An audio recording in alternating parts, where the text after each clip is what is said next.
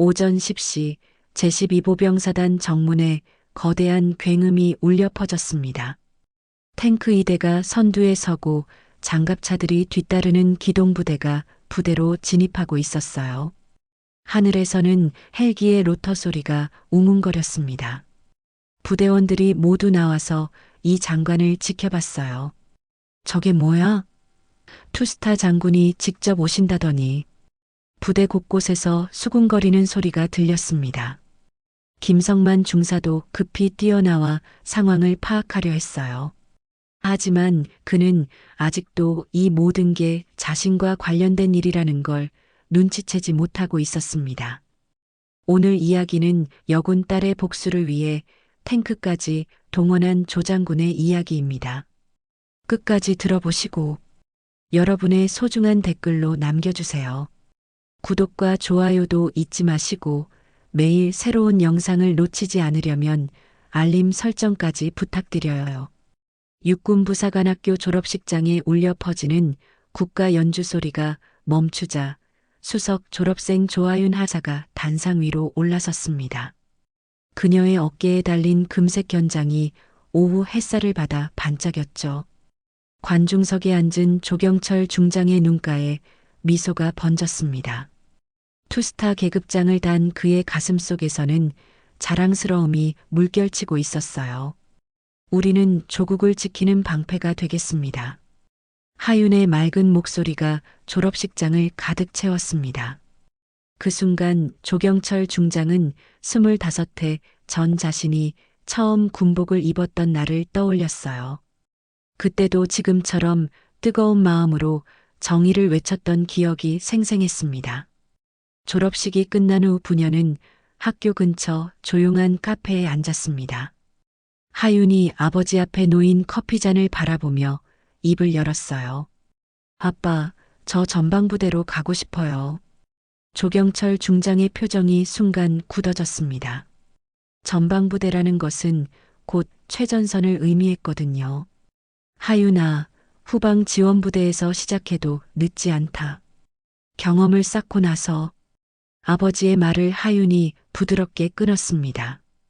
아빠께서 항상 말씀하셨잖아요. 진짜 군인은 어려운 곳에서 만들어진다고요. 저도 아빠처럼 정의로운 군인이 되고 싶어요. 그 말을 들은 조경철 중장의 가슴 한구석이 먹먹해졌습니다. 딸이 자신의 길을 따라오는 것은 기쁜 일이었지만 동시에 걱정도 컸어요. 군대라는 곳이 여전히 여군들에게는 쉽지 않은 환경이라는 걸 누구보다 잘 알고 있었거든요. 알겠다. 하지만 약속해라. 힘든 일이 있으면 언제든 아빠에게 말하겠다고. 조경철 중장이 딸의 손을 잡으며 말했습니다. 하윤이 환하게 웃으며 고개를 끄덕였어요. 네, 아빠. 그런데 저는 아빠한테 짐이 되고 싶지 않아요. 제 힘으로 해보고 싶어요. 며칠 후 하윤에게 전출 명령서가 내려왔습니다. 제12보병사단 통신중대였어요. 최전방은 아니었지만 경계 임무를 수행하는 중요한 부대였죠. 하윤은 가방을 챙기며 거울 속 자신을 바라봤습니다. 새로 다려놓은 군복이 단정했고 결의에 찬 눈빛이 빛나고 있었어요. 조아윤, 너는 할 수 있어. 스스로에게 속삭이며 부대로 향하는 버스에 올랐습니다. 창밖으로 스쳐 지나가는 풍경을 보며 하윤은 새로운 시작에 대한 기대감으로 가슴이 두근거렸어요. 아직 그녀는 몰랐습니다. 그 부대에서 자신을 기다리고 있는 것들에 대해서는 전혀 알지 못했거든요. 제12보병사단 정문을 통과할 때 하윤의 마음속에는 오직 한 가지 다짐만 있었습니다. 아버지처럼 떳떳한 군인이 되겠다는 것이었어요. 그 순수한 마음이 앞으로 어떤 시련을 겪게 될지 그때의 하윤은 상상도 할 수 없었습니다. 제12보병사단 통신중대에 도착한 하윤을 맞이한 것은 차가운 시선들이었습니다. 중대 사무실 문을 열고 들어서자 몇몇 간부들이 힐끗거리며 수군거리는 소리가 들렸어요. 또 여군이네. 부사관학교 수석이라던데 실전에서는 어떨지 모르겠다. 하윤은 당당히 가슴을 펴고 인사를 했습니다. 조하윤 하사보고 드립니다. 그때 사무실 안쪽에서 김성만 중사가 나타났어요. 30대 중반의 그는 덩치가 크고 목소리도 거칠었습니다. 하윤을 위아래로 훑어보더니 코웃음을 쳤죠. 여기가 놀이터인 줄 아나? 통신중대는 남자들도 버거워하는 곳이야. 첫날부터 분위기가 심상치 않았지만 하윤은 굴복하지 않았습니다. 배정받은 숙소에서 짐을 정리하며 마음을 다잡았어요. 아빠가 말씀하셨잖아. 처음이 어려운 거라고. 하지만 며칠이 지나면서 상황은 더욱 악화되었습니다. 김성만 중사의 괴롭힘은 교묘했어요. 업무 보고서에서 의도적으로 하윤의 이름을 빼버리거나 중요한 회의에서 참석자 명단에 포함시키지 않았습니다. 식당에서도 마찬가지였어요. 조아사 몫이 없네. 미안하다. 깜빡했나 보다. 이런 일이 반복되자 다른 부하들도 눈치를 보며 하윤을 멀리하기 시작했어요. 가장 힘든 건 공개적인 모욕이었습니다. 부대 훈련장에서 김성만 중사가 큰 소리로 말했어요. 여자는 군대에 왜 와? 집에서 애나 봐야지. 주변 간부들이 웃음을 터뜨렸고 하윤의 얼굴이 붉어졌습니다. 하지만 그녀는 참았어요. 아버지에게 짐이 되고 싶지 않았거든요. 밤마다 하윤은 일기장에 하루 있었던 일들을 적었습니다. 오늘도 참았다.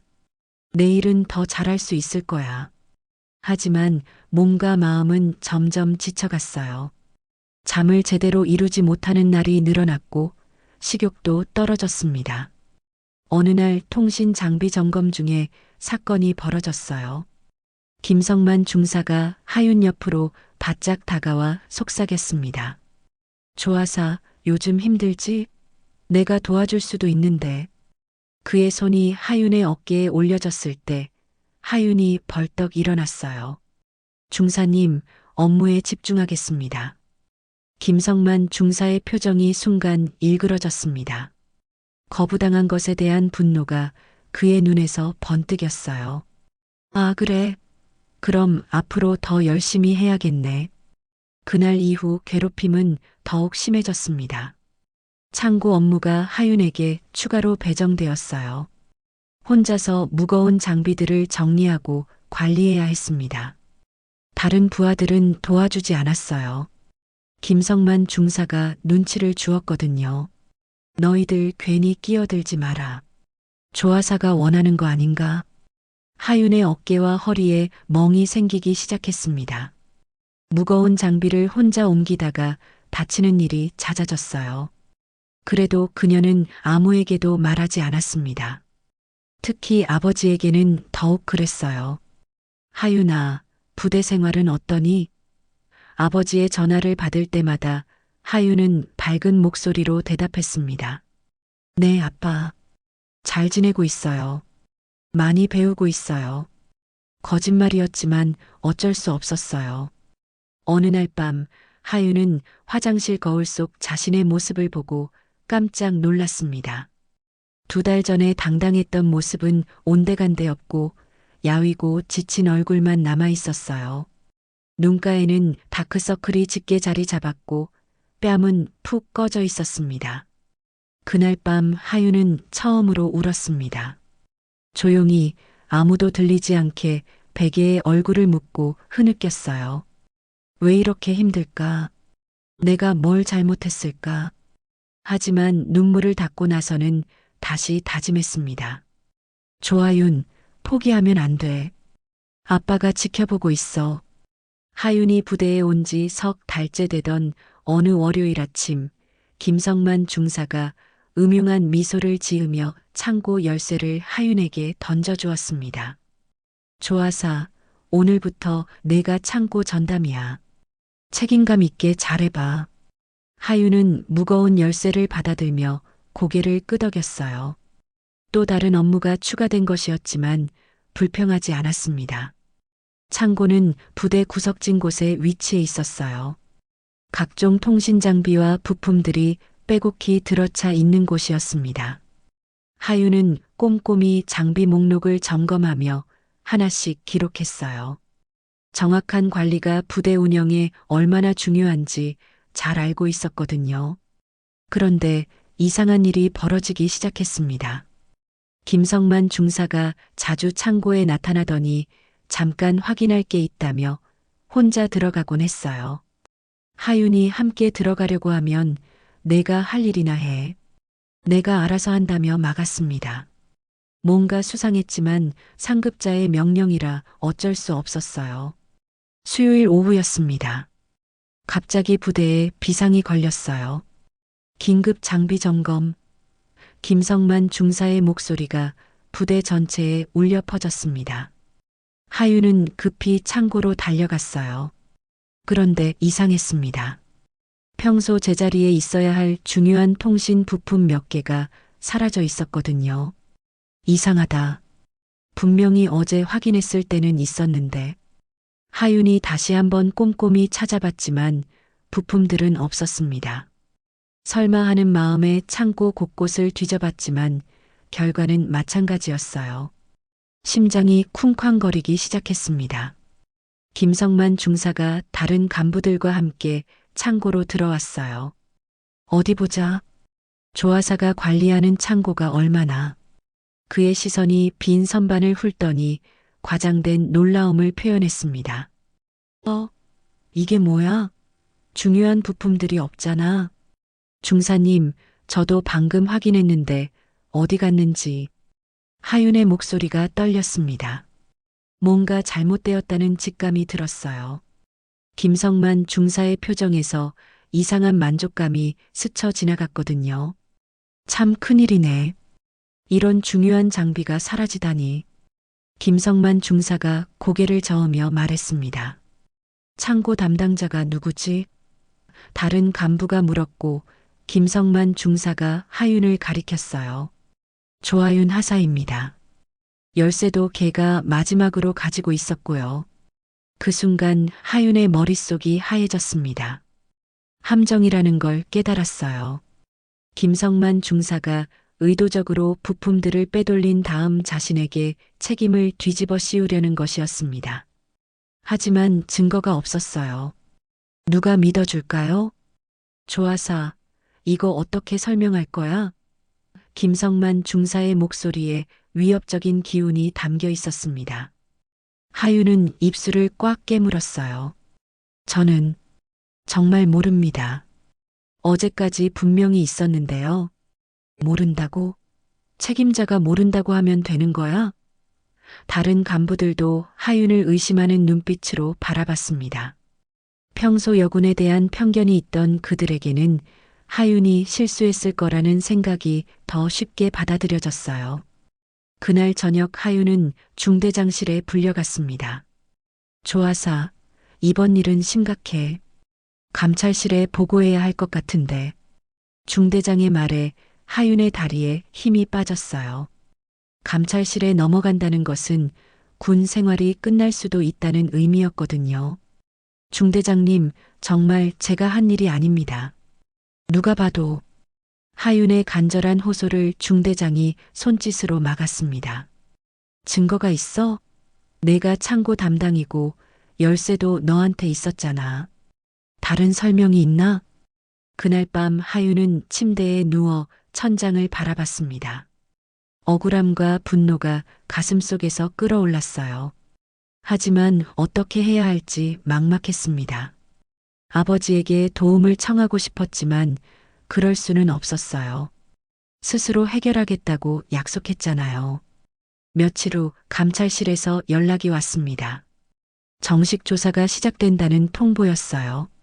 하윤의 얼굴에서 마지막 남은 핏기마저 사라졌습니다. 이제 정말 끝인 것 같았어요. 그런 하윤을 멀리서 지켜보는 사람이 있었습니다. 박기현 일병이었어요. 평소 과묵한 성격이라 별로 눈에 띄지 않던 그는 사실 모든 걸 보고 있었습니다. 김성만 중사의 수상한 행동들, 하윤을 괴롭히는 모습들, 그리고 이번 창고 사건까지 말이에요. 박기현 일병은 고민에 빠졌습니다. 진실을 알고 있지만 말하기가 두려웠어요. 김성만 중사의 보복이 무서웠거든요. 하지만 무고한 하윤이 누명을 쓰고 군 생활을 망치는 걸 보고만 있을 수는 없었습니다. 그는 중요한 결심을 하게 되었어요. 감찰실 조사가 시작된 지 일주일이 흘렀습니다. 하윤은 매일 불려다니며 같은 질문들을 반복해서 들어야 했어요. 창고 열쇠를 누구에게 빌려준 적이 있나? 부품을 개인적으로 사용한 적은? 하윤은 진실을 말했지만 믿어주는 사람은 없었습니다. 부대 내 분위기도 점점 나빠졌어요.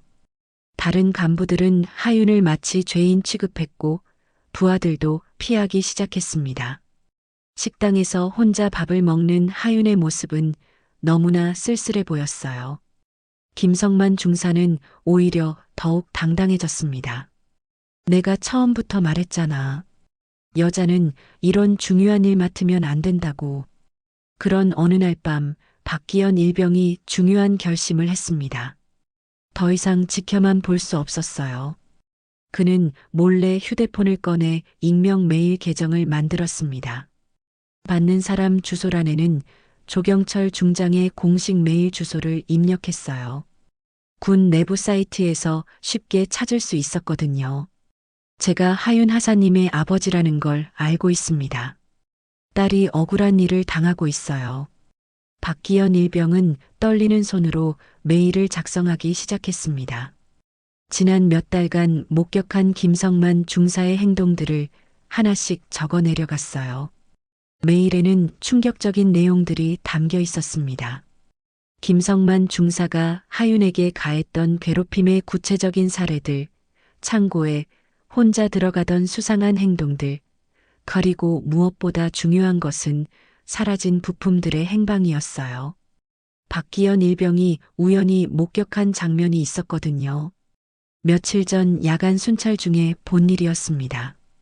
김성만 중사가 부대 뒤편에서 민간인과 만나는 걸 봤어요.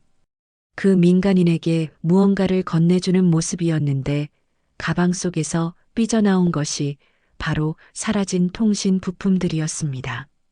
박기현 일병은 멀리서나마 휴대폰으로 그 장면을 촬영해 두었어요. 증거 사진과 동영상을 첨부합니다. 하윤 하사님은 무고합니다. 박기현 일병은 마지막 문장을 적고 나서 한참을 망설였어요. 전송 버튼을 누르는 순간 돌이킬 수 없다는 걸 알고 있었거든요. 하지만 양심이 허락하지 않았습니다. 클릭. 메일이 전송되었습니다. 그 시각 서울 국방부 청사에서 늦은 업무를 보고 있던 조경철 중장의 컴퓨터에 새 메일 알림이 떴습니다. 처음에는 일반적인 업무 메일인 줄 알았어요. 하지만 제목을 보는 순간 그의 손이 멈췄습니다.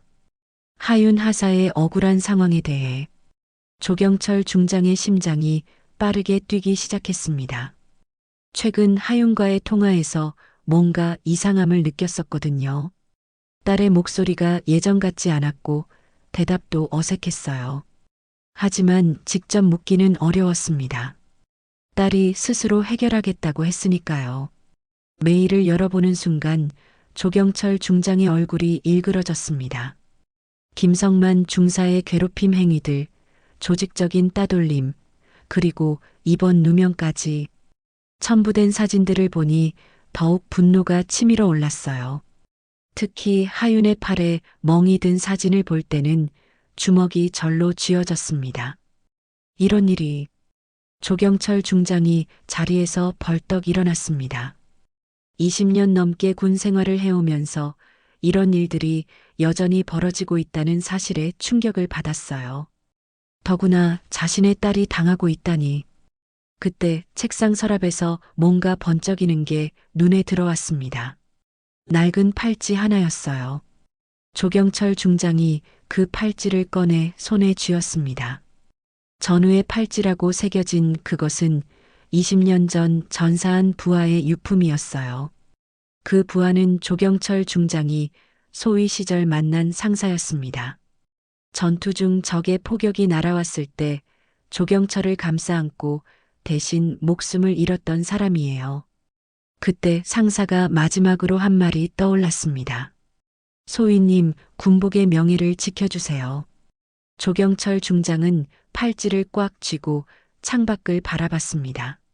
서울 시내의 불빛들이 반짝이고 있었지만 그의 마음은 어둠으로 가득했어요. 딸을 군대에 보낸 게 아니라 이 나라에 보냈다고 생각했는데 그 나라가 딸을 보호해주지 못하고 있었습니다. 하윤아, 미안하다. 조경철 중장이 작은 목소리로 중얼거렸습니다. 아빠가 너무 안일했구나. 그의 눈에 결의가 서렸어요. 이제는 아버지로서가 아니라 군인으로서 행동해야 할 때였습니다. 그날 밤 조경철 중장은 몇 개의 전화를 걸었습니다. 감찰실, 정보처, 군사경찰대. 모두 그가 신뢰하는 사람들이었어요. 비공식적으로 조사해 줄 수 있나? 아주 중요한 일이야. 상대방들은 투스타 장군의 진지한 목소리를 듣고 즉시 협조하겠다고 답했습니다. 조사는 신속하고 은밀하게 진행되었습니다. 김성만 중사의 과거 행적, 최근 금전거래 내역, 그리고 부대 내에서의 평판까지 모든 것이 파헤쳐졌어요. 결과는 예상보다 더 심각했습니다. 김성만 중사는 이미 여러 차례 비슷한 일을 저질렀던 상습범이었거든요. 조사 결과가 나오기까지는 사흘이 걸렸습니다. 조경철 중장의 책상 위에는 두꺼운 보고서가 놓여 있었어요. 김성만 중사에 대한 모든 것이 담긴 파일이었습니다. 페이지를 넘길 때마다 조경철 중장의 표정은 더욱 굳어졌어요. 불법 도박에 연루되어 빚이 2천만 원. 과거 성추행 신고 이건 모두 무마됨. 장비 횡령 의혹 3차례. 보고서는 김성만 중사가 얼마나 악질적인 인물인지를 적나라하게 보여주고 있었습니다. 특히 충격적인 것은 하윤이 첫 번째 피해자가 아니라는 사실이었어요. 지난 2년간 김성만 중사 밑에서 근무했던 여군 3명이 모두 전출을 신청했다는 기록이 있었습니다. 그중 한 명은 아예 전역까지 했어요. 하지만 당시에는 개인적인 사정으로 처리되었고 누구도 진짜 이유를 파헤치려 하지 않았습니다. 조경철 중장이 보고서를 덮고 깊은 한숨을 쉬었어요. 이런 일들이 버젓이 그때 전화가 울렸습니다. 정보처에서 추가 정보를 알려주는 전화였어요. 중장님, 더 심각한 게 발견됐습니다. 창고 CCTV 영상 말인데요. CCTV가 있었다고? 조경철 중장이 반문했습니다. 하윤이 누명을 쓴 결정적인 이유 중 하나가 창고에 CCTV가 없어서 증명할 방법이 없다는 것이었거든요. 네, 그런데 이상하게도 사건 당일에만 작동하지 않았더군요. 누군가 의도적으로 껐습니다. 누가? 김성만 중사입니다. 그날 오전에 CCTV 전원을 끈 기록이 남아 있어요. 그리고 오후에 다시 켰고요. 조경철 중장의 주먹이 책상을 내리쳤습니다. 계획적인 범행이었던 거예요. 더 놀라운 사실이 밝혀졌습니다. 김성만 중사가 부품을 빼돌려 판 돈으로 도박빚을 갚고 있었다는 것이었어요. 그리고 하윤을 희생양으로 삼아 자신의 범행을 숨기려 했던 거죠.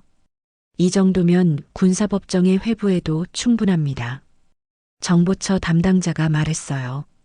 조경철 중장은 그동안 수집된 모든 증거를 정리했습니다. 박기현 일병이 제공한 사진과 동영상, CCTV 조작 기록, 금전 거래 내역, 그리고 과거 피해자들의 증언까지. 이제 김성만 중사가 발뺌할 여지는 전혀 없었어요. 하지만 조경철 중장은 단순히 사법적 처리만으로는 성에 차지 않았습니다. 딸이 당한 고통, 그리고 다른 피해자들이 겪었을 아픔을 생각하면 더 확실한 응징이 필요했어요. 군인의 명예를 짓밟은 자에게는 그에 상응하는 대가를 치르게 해야 했습니다. 기동훈련 계획서를 작성해라. 조경철 중장이 참모에게 지시했습니다. 제12보병사단 인근 지역에서 특별훈련을 실시한다. 참모가 의아한 표정을 지었지만 명령에 따라 계획서를 작성했어요. 며칠 후 제12보병사단에 긴급 통보가 내려왔습니다. 투스타 장군 지휘하에 기동훈련 실시, 전 대대원 집합 준비. 갑작스러운 통보에 부대는 술렁였어요. 투스타급 장군이 직접 오는 일은 극히 드물었거든요.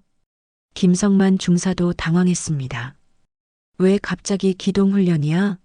하지만 그는 아직 자신에게 닥쳐올 일을 전혀 예상하지 못하고 있었어요. 오히려 고위급 장군 앞에서 자신을 어필할 기회라고 생각했습니다. 하윤은 며칠째 감찰실 조사로 지쳐 있었어요.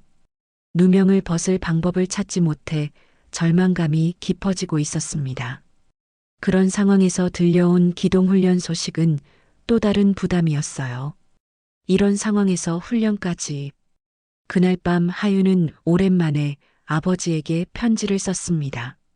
말로는 차마 할 수 없었던 이야기들을 종이에 적어 내려갔어요.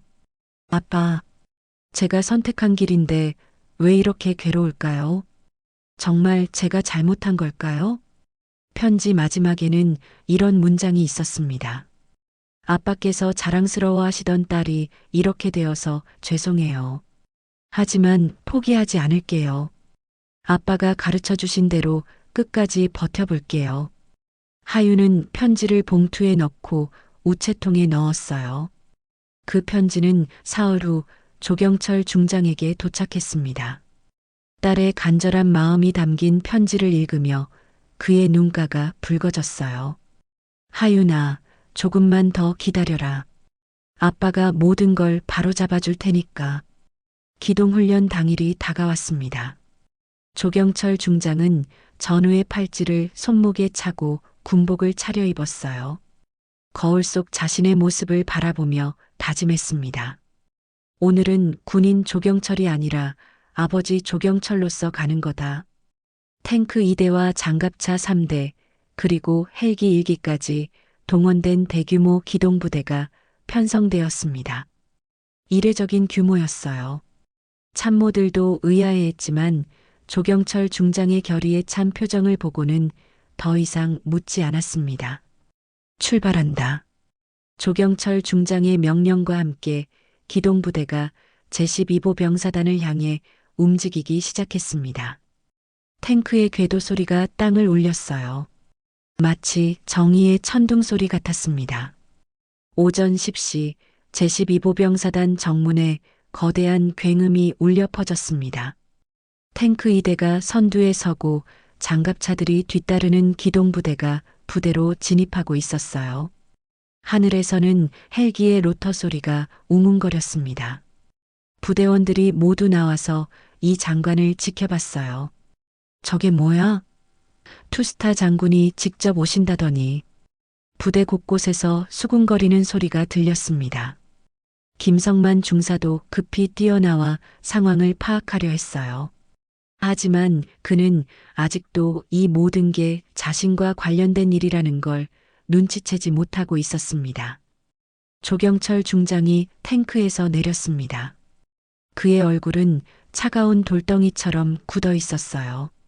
투스타 계급장이 햇살을 받아 번쩍거렸지만 그 빛은 따뜻하지 않았습니다. 오히려 차가운 칼날 같았어요. 전 대대원 5분 내 집합. 조경철 중장의 명령이 확성기를 통해 울려 퍼졌습니다.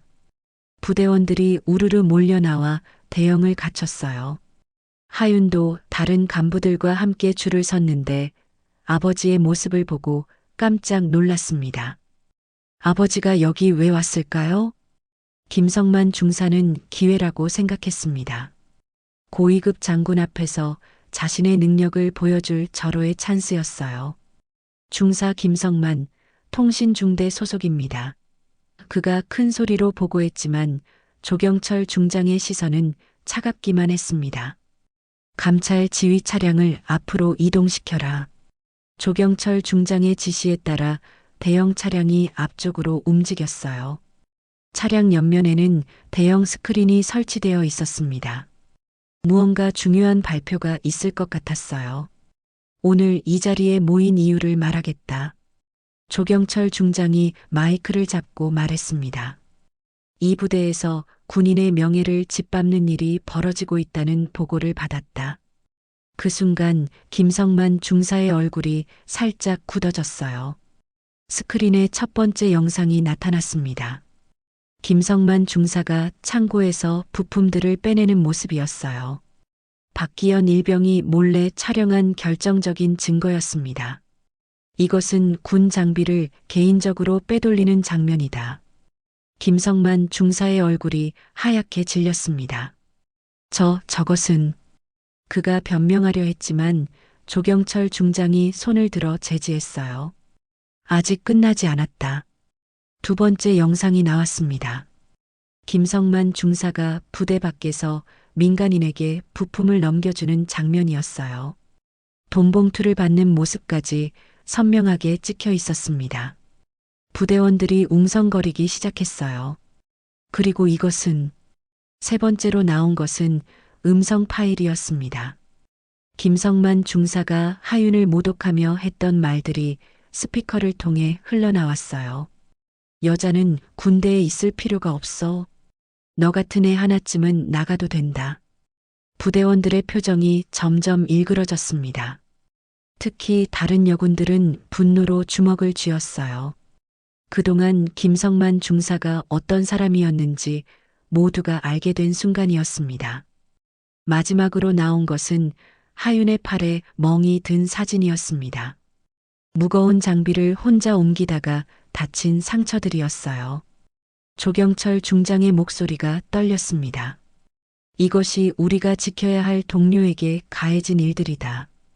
김성만 중사가 무릎을 꿇었습니다. 장군님, 저는 닥쳐.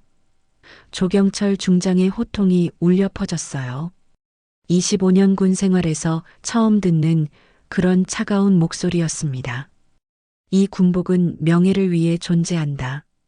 폭력을 덮기 위해 있는 게 아니다. 조경철 중장이 김성만 중사를 내려다보며 말했습니다.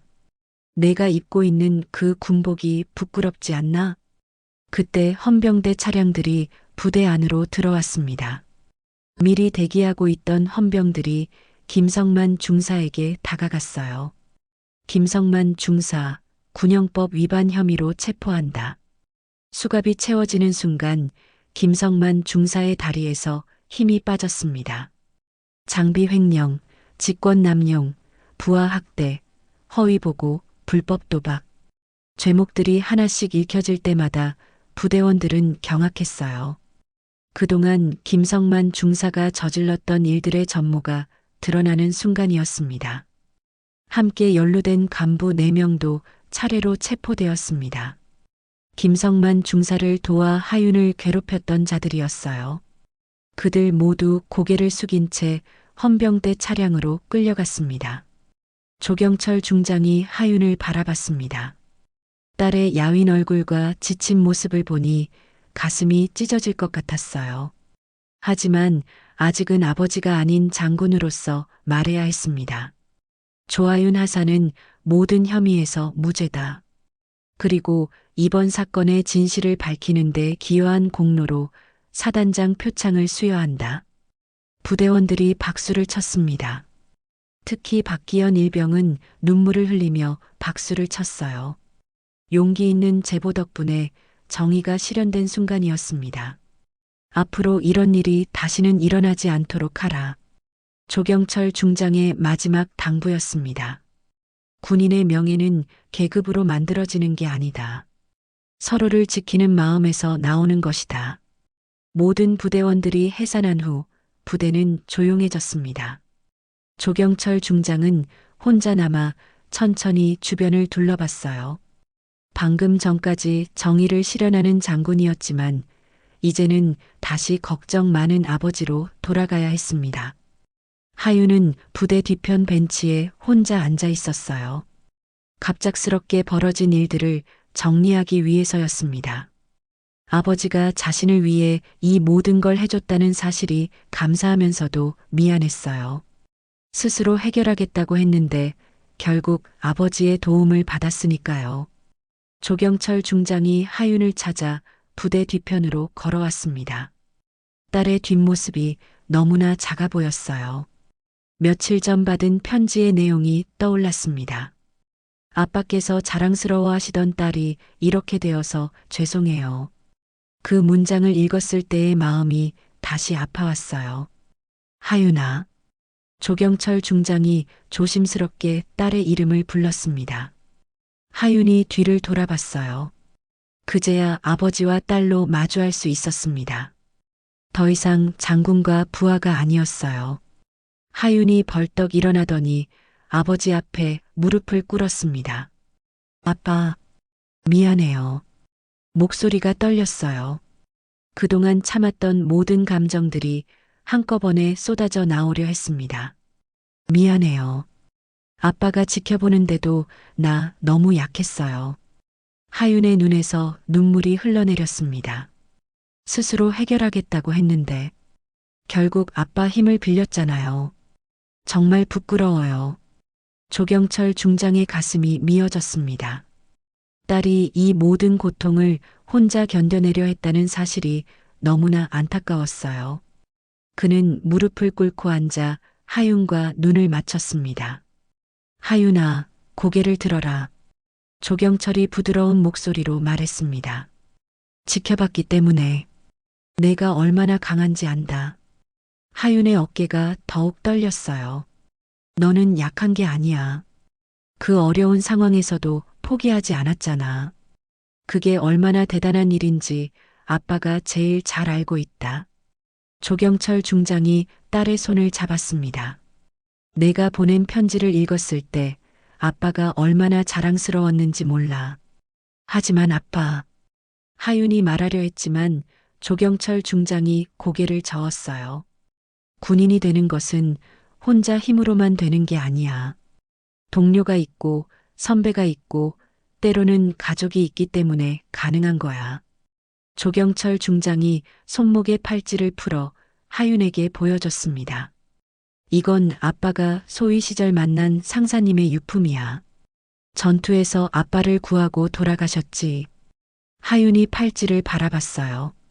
그분이 마지막에 하신 말씀이 군복의 명예를 지켜달라였어. 그때 아빠는 깨달았지. 군인의 힘은 혼자서 나오는 게 아니라 서로를 지킬 때 생긴다는 걸.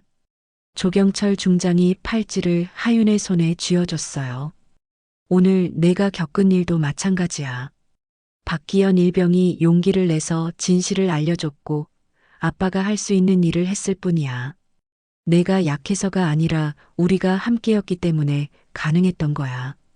하윤이 팔찌를 꼭 쥐고 눈물을 닦았습니다. 아빠, 정말 고마워요.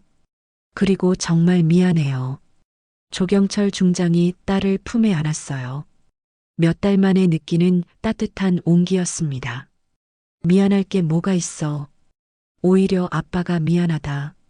내가 이런 일을 겪고 있는 줄도 모르고. 두 사람은 말없이 서로를 안고 있었어요. 그동안 쌓였던 모든 걱정과 고통이 녹아내리는 순간이었습니다. 아빠, 앞으로 어떻게 하면 될까요? 하윤이 조심스럽게 물었습니다. 김성만 중사는 체포되었지만 부대 생활은 계속되어야 했거든요. 조경철 중장이 딸의 머리를 쓰다듬었어요. 내가 하고 싶은 대로 해라.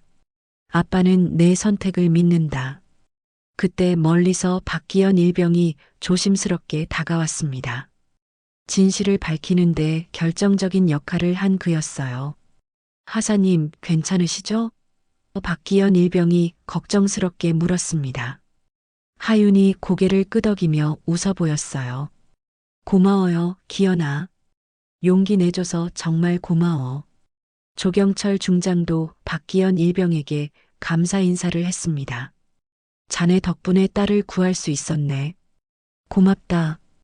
박기현 일병이 부끄러워하며 대답했어요. 당연한 일을 했을 뿐입니다. 해가 저물어가고 있었습니다. 조경철 중장은 이제 서울로 돌아가야 했어요. 하윤과의 이별이 아쉬웠지만 딸이 이제 혼자서도 잘 해낼 거라는 확신이 있었습니다. 아빠, 정말 감사해요. 앞으로는 당당하게 살아갈게요. 하윤의 목소리에 다시 힘이 돌아왔어요. 조경철 중장이 미소 지으며 대답했습니다. 그래, 우리 딸답게 해라. 6개월이 흘렀습니다. 가을 햇살이 부드럽게 내리쬐는 오후, 하윤은 새로운 소식을 들었어요. 육군본부에서 특별 발령이 내려온 것이었습니다. 군 인권센터 파견 장교로 발탁되었다는 소식이었죠. 축하합니다, 하사님. 중대장이 환하게 웃으며 말했습니다. 하윤의 얼굴에도 미소가 번졌어요. 지난 몇 달간 부대 분위기는 완전히 달라졌거든요. 김성만 중사 사건 이후 여군들에 대한 인식이 크게 개선되었고 누구도 함부로 대하지 않았습니다. 재판 결과도 나와 있었어요. 김성만 중사는 징역 22년형을 선고받았습니다. 장비 횡령, 직권 남용, 부하 학대, 허위 보고서 작성 등 총 6개 항목의 군형법 위반이 인정되었거든요. 공범들도 모두 파면되고 중형을 받았습니다. 정의는 늦더라도 반드시 실현되는구나. 하윤이 혼자 중얼거렸어요. 그때를 떠올리면 아직도 가슴이 아팠지만 이제는 그 경험이 자신을 더 강하게 만들었다는 걸 알 수 있었습니다.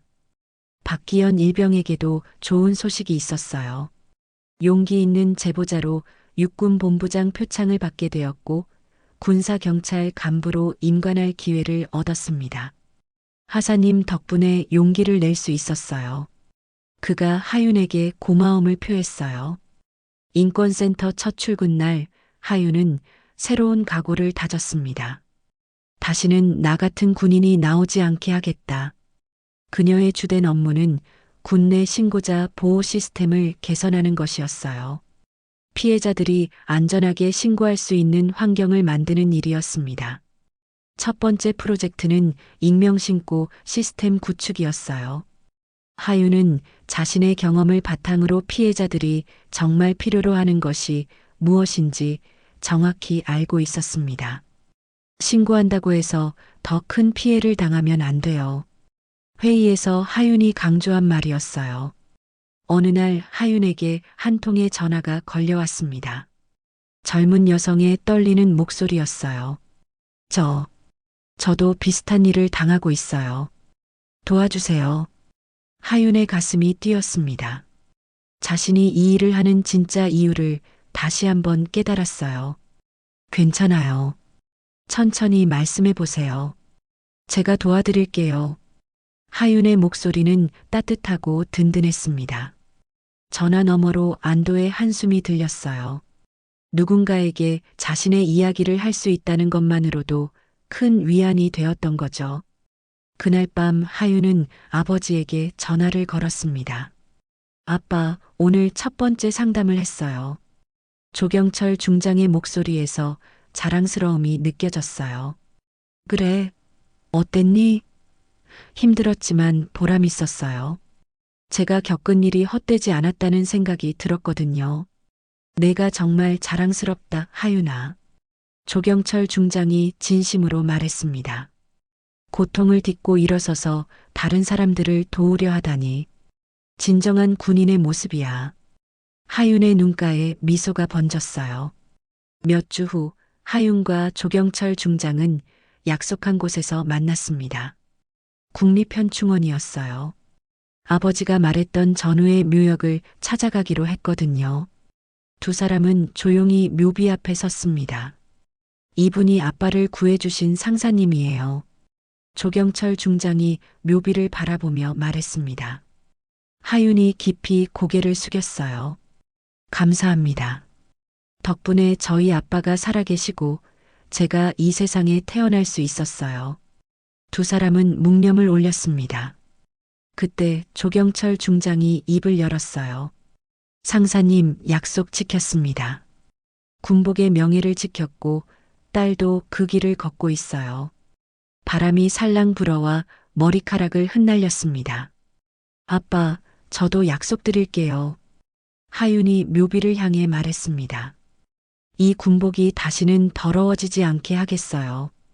그리고 힘없는 사람들을 지키는데 제 모든 걸 바치겠어요. 묘역을 나서는 길에 멀리서 탱크 한 대가 보였습니다. 조경철 중장이 가져온 것이었어요. 오늘은 특별한 날이니까. 그가 미소 지으며 말했습니다. 하윤이 아버지의 팔짱을 끼며 웃었어요. 아빠, 탱크는 정말 뒤를 밟지 않나요? 하윤이 궁금해하며 물었습니다. 그럼, 탱크는 앞으로만 간다. 정의도 마찬가지야. 한번 나아가기 시작하면 절대 물러서지 않아. 해가 저물어 가고 있었습니다. 부녀는 탱크 앞에서 마지막 인사를 나눴어요. 앞으로도 힘들 때가 있을 거야. 하지만 내가 혼자가 아니라는 걸 잊지 마라. 조경철 중장이 딸의 어깨에 손을 올리며 말했습니다. 네, 아빠. 이제 저도 누군가의 든든한 동료가 되어 보겠어요. 하윤의 목소리에는 확신이 가득했어요. 그녀는 이제 피해자가 아니라 보호자가 되어 있었습니다. 탱크가 천천히 움직이기 시작했습니다. 석양을 배경으로 묘역 뒤편으로 사라져가는 모습이 장엄했어요. 마치 정의가 또 다른 곳으로 향해 가는 것 같았습니다. 하윤은 그 모습을 끝까지 지켜보며 새로운 다짐을 했어요. 이제 시작이야. 하윤이 작은 목소리로 중얼거렸습니다. 그녀의 진짜 군인으로서의 여정이 이제부터 시작되는 것이었어요.